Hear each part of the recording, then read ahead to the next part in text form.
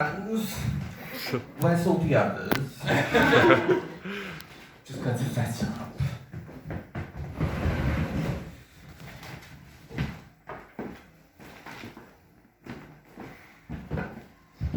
You see, when you're an actor of my calibre, you'd expect this all to be done for you, wouldn't you? Because I am.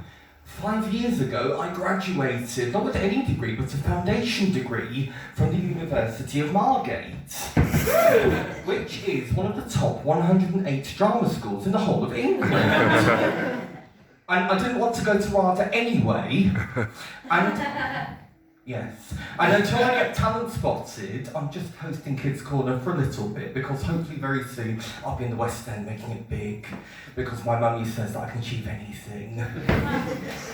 and my tutor, Dr. Appleby at university, she also said, Christopher, you have no idea how talented you actually are, do you? I know. So during the week, I work at my mummy's nursery as the creative arts director, which means that I get to do the story every day, and I get to tell the nursery nurses where to put away all of the equipment. And also, I get to judge the creative competition. And I've got to always give the prize to a child, which I don't think is fair, because look, my colouring in, this is me and my mummy's cat, because my colouring in, look, it's almost all inside the lines.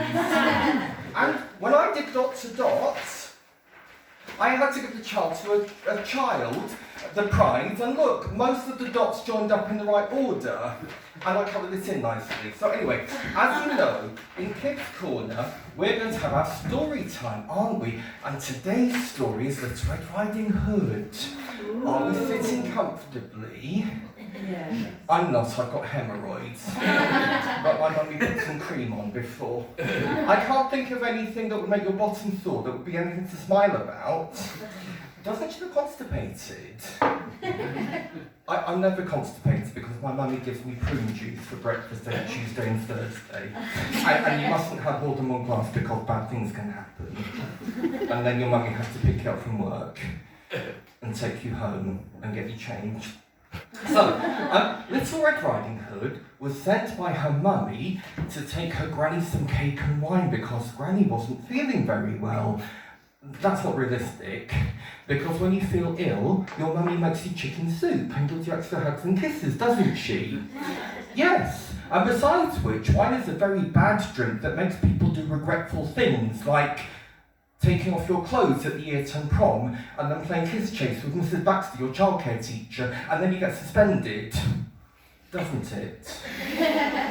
So, on her way to her granny, she sees a wolf in the forest, and she tells the wolf where she's going, because the wolf asks where she's going. She tells him. But again, that's not realistic, because what mummy would have her child going through the forest and talking to strangers? I was never allowed to leave the house by myself until I was 16. Have I got less fans now? How is that possible? And so the wolf apparently goes ahead and swallows Granny whole. That's not realistic. Wolves don't swallow people whole.